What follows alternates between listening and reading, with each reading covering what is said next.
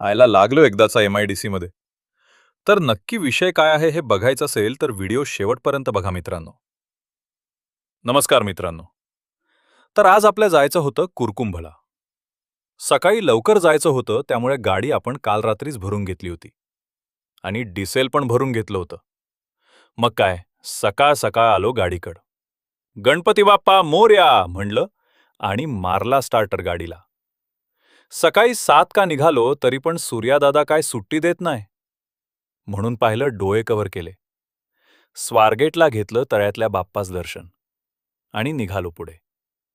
सकाळ सकाळ निघालो होतो म्हणून रोडवर काय जास्त गाड्या नव्हत्या. म्हणून मी नेहमी सकाळी निघ्याच प्लॅन करतो. ट्रॅफिक नाही आणि रोड पण लवकर कव्हर होतो.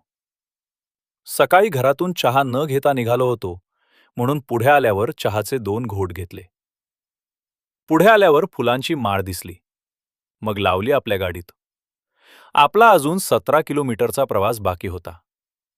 तर बाकी गोष्टी बघूया नेक्स्ट पार्टमध्ये.